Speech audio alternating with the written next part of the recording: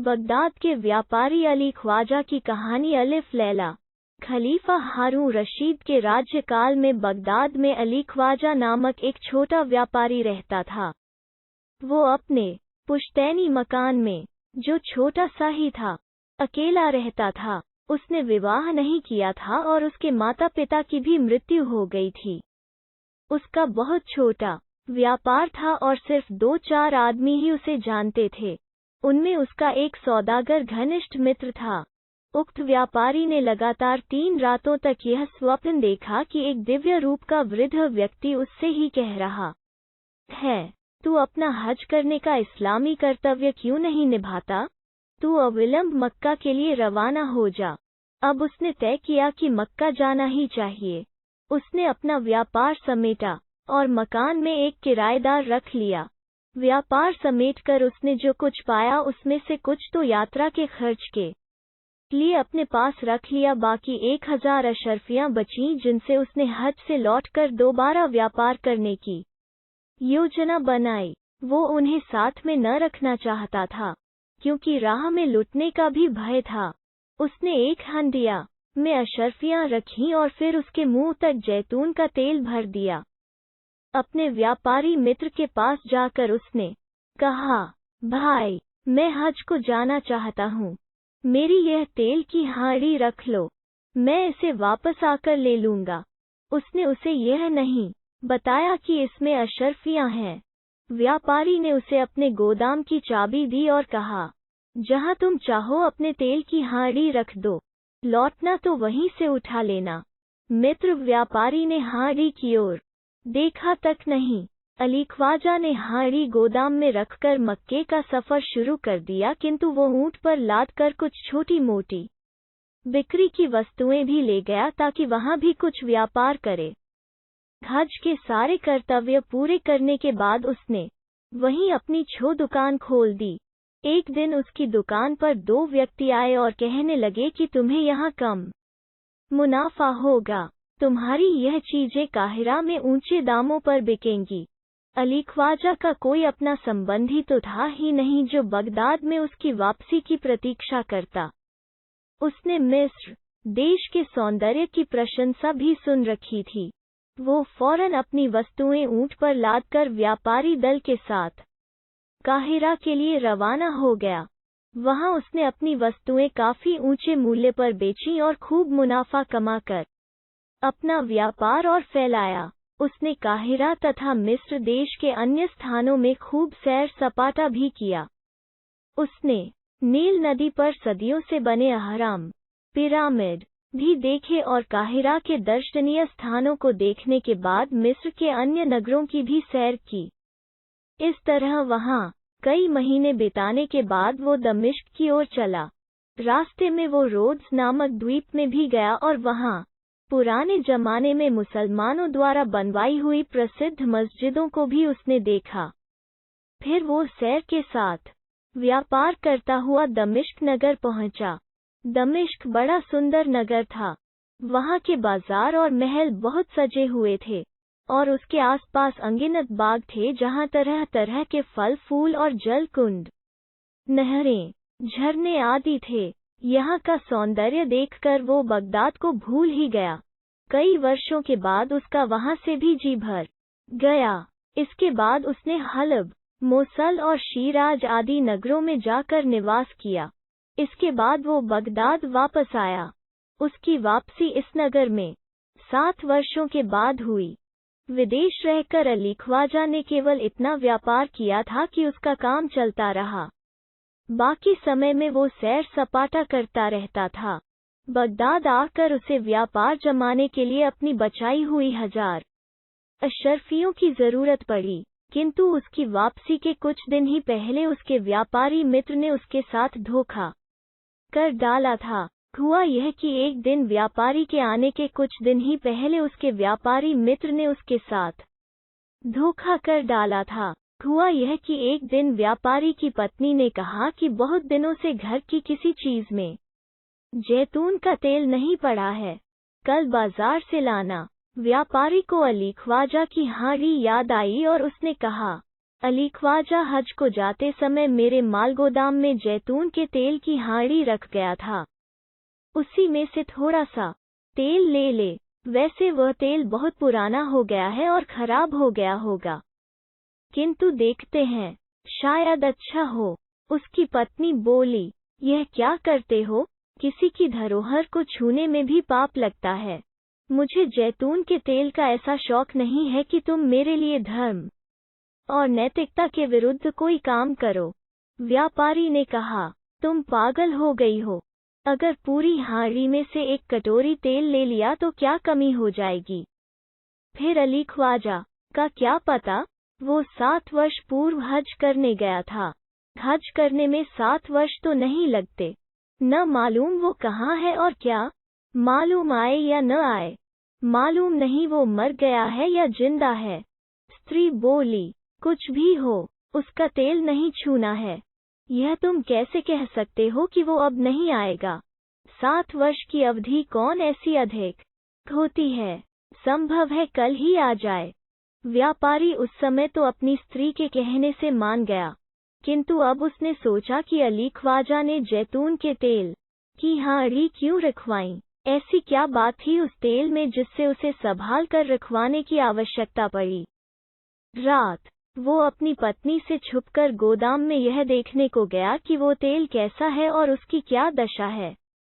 उसने गोदाम में जाकर मोमबत्ती जलाई और एक नई हांडी लेकर उसने अली ख्वाजा की हांडी को हिलाया और उसमें से अपनी हांडी में तेल डालने लगा। तेल स्वाद में भी खराब था और उसमें से दुर्गंध भी आ रही थी, किंतु हांडी हिलाने से एक अशर्फी व्यापारी की हांडी में आ गिरी। अब उसे तेल का भेद मालूम हुआ। उसने धीरे से सारा तेल अपनी हांडी में उलट दिया और अली ख्वाजा की हांडी की सारी अशर्फियां निकाल ली। हांडी का थोड़ा तेल गिरकर फैल भी गया था और अशर्फियां निकल जाने पर हांडी में उसकी सतह नीची भी हो गई थी, इसलिए उस व्यापारी ने फर्श अच्छी तरह साफ किया और हंडिया का खराब और बदबूदार तेल बाहर नाली में फेंक दिया। सुबह उठकर उसने बाजार से जैतून का तेल खरीदा और उसे अली ख्वाजा की हंडिया में मुंह तक भरकर यथास्थान रख दिया।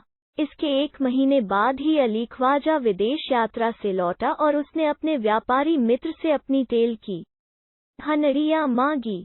व्यापारी ने कहा, भाई मैंने तो तुम्हारी हंडिया देखी भी नहीं थी, तुम्ही ने उसे गोदाम में रखा था। चाबी लो और जहां तुमने अपनी हंडिया रखी हो वहां से ले जाओ। अली ख्वाजा गोदाम में गया और अपनी हंडिया लेकर अपने घर चला गया। उसने घर जाकर हंडिया का तेल दूसरे बर्तन में डाला और अपनी अशर्फियां तलाश की, लेकिन उसे एक भी अशर्फी नहीं मिली। वो उल्टे पांव व्यापारी मित्र के पास गया और बोला, इसमें रखी 1000 अशर्फियां कहाँ हैं? व्यापारी ने कहा, कैसी अशर्फियां? अली ख्वाजा ने रुआ से होकर कहा, भाई मैं ईश्वर की सौगंध खाकर कहता हूँ कि मैंने तेल की हंडिया की तह में 1000 अशर्फियां रखी थीं। अगर तुमने उन्हें किसी जरूरत से खर्च कर दिया है तो कोई बात नहीं, बाद में वापस कर देना। व्यापारी मित्र ने कहा, अली ख्वाजा तुम कैसी बातें कर रहे हो? मैंने तुम्हारे लाते और ले जाते समय तुम्हारी हंडिया पर निगाह तक नहीं डाली, और तुम्ही ने उसे गोदाम में रखा और वापस होकर उसी जगह से उठाया था। मैं क्या जानूं कि उसमें अशर्फियां थीं या क्या था? तुम बेकार ही मुझ पर झूठा आरोप लगाते हो। यह बातें न मित्रता की हैं न भलमनसाहत की। जब तुमने तेल की हांडी राखी थी तो तुमने तेल ही रखने को कहा था। अशर्फियों की तो कोई बात तुमने नहीं की थी। तुमने तेल कहा था, वो तुम्हें मिल गया। अगर उसमें अशर्फियां होती तो वो भी तुम्हें मिल जाती। अली ख्वाजा ने उसके बहुत हाथ पांव जोड़े। उसने कहा, अशर्फियां न मिली तो मैं बर्बाद हो जाऊंगा। मेरे पास इस समय कुछ भी नहीं है। उन्हीं अशर्फियों से मुझे व्यापार चलाना है। मुझ पर दया करो और मेरा माल मुझे दे दो। व्यापारी ने क्रुद्ध होकर कहा, अली ख्वाजा तुम बड़े नीच आदमी हो। मुझ पर झूठा चोरी का आरोप लगा रहे हो और बेईमानी से मुझसे 1000 अशर्फियां ऐंठना चाहते हो तुम भाग जाओ और कभी मेरे सामने न आना। झगड़ा बढ़ा तो मोहल्ले के बहुत से लोग जमा हो गए। कुछ लोग अली ख्वाजा को सच्चा समझते थे और कुछ व्यापारी को। शाम तक सारे बगदाद में अली ख्वाजा और उसके मित्र व्यापारी का झगड़ा मशहूर हो गया और लोग तरह तरह की बातें करने लगे। अली ख्वाजा ने काजी के पास जाकर नालिश की। उसने व्यापारी को बुलाया और दोनों के बयान सुने। उसने अली ख्वाजा से कहा, क्या तुम्हारे पास तुम्हारी बात सिद्ध करने के लिए कोई गवाह है? अली ख्वाजा ने कहा, कोई नहीं सरकार, मैंने भेद खुलने के डर से किसी को यह बात नहीं बताई थी। काजी ने व्यापारी से कहा कि क्या तुम ईश्वर की सौगंध खाकर कह सकते हो कि तुमने अशर्फियां नहीं ली? उसने कहा, ईश्वर की सौगंध, मैं अशर्फियों के बारे में कुछ नहीं जानता। यह सुनकर काजी ने उसे छोड़ दिया। अली ख्वाजा ने एक अर्जी खलीफा के नाम लिखी और खलीफा जब जुमे की नमाज को निकले तो उन्हें दे दी। उन्होंने अर्जी पढ़ कर कहा, कल तुम उस व्यापारी को लेकर दरबार में आना, तभी मैं निर्णय दूंगा। उसी शाम को खलीफा अपने मासिक नियम अनुसार मंत्री जाफर के साथ वेश बदलकर प्रजा का हाल जानने को निकले। रात होने पर चांदनी फैल गई। खलीफा ने देखा कि एक मैदान में 10-12 लड़के खेल रहे हैं। उनमें से एक बालक ने, जो सबसे सुंदर और बुद्धिमान लगता था, कहा, आओ हम लोग अली ख्वाजा के मुकदमे का खेल खेलें। तुम लोगों में से कोई अली ख्वाजा बनकर 1000 अशर्फियों का दावा करे, दूसरा व्यापारी बनकर प्रतिवाद करे, मैं काजी बनकर फैसला करूंगा। यह सुनकर खलीफा और जाफर छुपकर देखने लगे कि इस मुकदमे का, जिसकी अर्जी खलीफा को उसी दिन मिली थी, यह बालक किस तरह फैसला करते हैं। वो सुंदर और बुद्धिमान बालक एक ऊंची जगह पर काजी की तरह शान से बैठ गया और 2-1 लड़के उसके प्यादे आदि हो गए। एक लड़का अली ख्वाजा बनकर 1000 अशर्फियों के लिए रोता पीटता आया। दूसरा लड़का व्यापारी बनकर गंभीरता से खड़ा हो गया। ऊंची जगह पर शान से काजी बने हुए लड़के ने अली ख्वाजा से पूछा, तुम्हारा क्या मामला है? उसने विस्तार में वही सब कुछ बताया जो उसको अली ख्वाजा ने बताया था। काजी ने दूसरे लड़के से पूछा, क्या तुम स्वीकार करते हो कि तुमने अली ख्वाजा की अशर्फियां ली हैं? उसने कहा, मैं भगवान की सौगंध खाकर कहता हूँ कि मैंने वो अशर्फियां देखी भी नहीं हैं। काजी बना हुआ लड़का बोला, मैं वो तेल की हांडिया देखना चाहता हूँ जिसमें अली ख्वाजा का रखा हुआ तेल है। अली ख्वाजा बना हुआ लड़का कहीं से एक कुल्हिया उठा लाया और बोला, सरकार, यही है वो हांडिया और वो तेल जो मुझे व्यापारी के यहाँ से मिला था। काजी बने हुए लड़के ने कुल्हिया में उंगली डालकर झूठ-मूठ ही तेल को चखा। फिर वो बोला, मेरा ख्याल था कि 7 वर्ष पुराना तेल बिल्कुल सड़ गया होगा। यह बड़े आश्चर्य की बात है कि इस तेल का स्वाद बहुत अच्छा है। यह पता लगाना कठिन है कि तेल नया है या पुराना। फिर उसने कहा कि बाजार से तेल के व्यापारियों को लाकर यहाँ हाजिर करो। 2 और बालक तेल के व्यापारी बनकर आ गए। काजी बने लड़के ने उनसे पूछा कि क्या तुम तेल बेचते हो?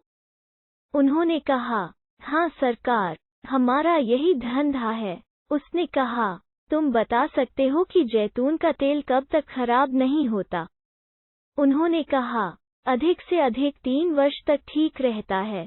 फिर चाहे कितने ही यत्न से रखा जाए उसका स्वाद और गंध दोनों बिगड़ जाते हैं और ऐसी हालत में उसे फेंक दिया जाता है।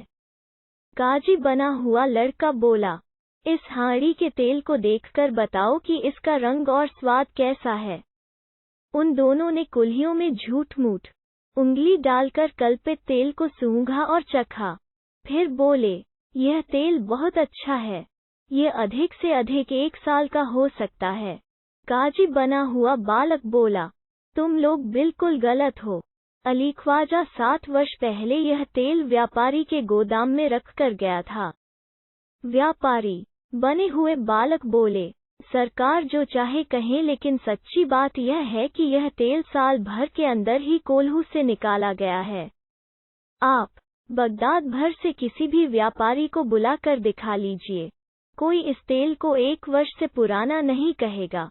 अब काजी बने हुए लड़के ने प्रतिवादी बने हुए लड़के से कहा, अब तुम इस तेल को चखकर कहो कि तेल नया है या पुराना। उसने हाथ जोड़कर कहा, सरकार मुझ पर दया कीजिए, मैं अपना अपराध स्वीकार करता हूँ। मैंने 1 महीने पहले ही इस हांडी का तेल और अशर्फियाँ निकालकर इसमें दूसरा तेल भरा था। काजी बने हुए लड़के ने कहा, तुमने धरोहर में बेईमानी की और भगवान की झूठी सौगंध भी खाई। तुमने फांसी पाने का काम किया है और तुम्हें वही दंड मिलेगा। सिपाहियों, इसे पकड़ के ले जाओ। सिपाही बने हुए 2 लड़के उसे घसीट कर ले गए। बाकी लड़के उछल कूद कर के शोर मचाने लगे। अदालत का खेल खत्म हो गया। खलीफा बालक की बुद्धि देखकर ताज्जुब में पड़ा। उसने जाफर से कहा, कल इन बालकों को दरबार में हाजिर करना। कल इसी बालक से फैसला करवाऊंगा। साथ ही बाजार से 2 तेल के व्यापारियों को भी ले आना। अली ख्वाजा को कहलवा भेजना कि नालिश के लिए आए तो तेल की हनड़िया भी लेता आए। यह कहकर खलीफा महल में चला गया। मंत्री ने सुबह उस मोहल्ले में जाकर वहां के मदरसे के अध्यापक से पूछा कि तुम्हारे यहाँ कौन कौन लड़के पढ़ते हैं। उसके बताए हुए सभी लड़कों को मंत्री ने उनके घरों से लेकर दरबार में पहुंचा दिया। बच्चों के माता पिता घबराए तो मंत्री ने उन्हें आश्वस्त किया कि बालकों को कोई हानि नहीं पहुंचाई जाएगी। इस पर संतुष्ट होकर उनके अभिभावकों ने उन्हें अच्छे वस्त्र पहनाकर दरबार में भेज दिया। खलीफा ने कहा, तुम लोगों ने कल शाम जो मुकदमे का खेल खेला था उसमें कौन लड़का काजी बना था? काजी बने लड़के ने सिर झुकाकर कहा, मैं बना था। खलीफा ने उसे अपने पास बिठाया और कहा, तुम कल ही की तरह आज असली मुकदमे का फैसला करना। तुम्ही को सारी सुनवाई भी करनी है। संबंधित पक्षों के आने पर खलीफा ने घोषणा की, इस मुकदमे की सुनवाई और फैसला मैं नहीं करूंगा बल्कि यह बच्चा करेगा। अतएव बालक ने दोनों पक्षों के बयान लिए। व्यापारी ने कहा, भगवान की सौगंध मुझे अशर्फियों के बारे में कुछ नहीं मालूम। बच्चे ने कहा, सौगंध खाने के लिए तुझे किसने कहा? मैं उस हांडी को देखना चाहता हूँ जिसमें तेल रखा है। हांडी बालक के सामने रखी गई। बालक के कहने से खलीफा ने खुद भी तेल को चखा और तेल के व्यापारियों को भी चखाया। उन्होंने इस बात की पुष्टि की कि तेल अच्छा है और 1 वर्ष के अंदर ही तैयार किया गया है। अब बालक ने प्रतिवादी व्यापारी से कहा, तुम्हारी सौगंध झूठी है। अली ख्वाजा ने 7 वर्ष पहले तेल रखा था, इसमें नया तेल कहाँ से आ गया? व्यापारी ने स्वीकार लिया कि उसने तेल बदला है और अशर्फियाँ निकाली हैं। बालक ने हाथ जोड़कर खलीफा से कहा, सरकार, आपके आदेश से निर्णय मैंने कर लिया, किंतु आज के मुकदमे में दंड देना या न देना आपके हाथ में है। खलीफा ने कहा, मैं वही दंड नियत करता हूँ जो तुमने किया था। व्यापारी की संपत्ति जब्त करके उसे फांसी दी जाए और उसकी संपत्ति में से 1000 अशर्फियाँ अली ख्वाजा को दी जाएं। उसने काजी बनने वाले बालक को 1000 अशर्फियाँ का इनाम दिया और अन्य बालकों को भी कुछ इनाम दिया। यह कहानी कहकर मलिका शहरजाद ने अगले दिन नई कहानी शुरू कर दी।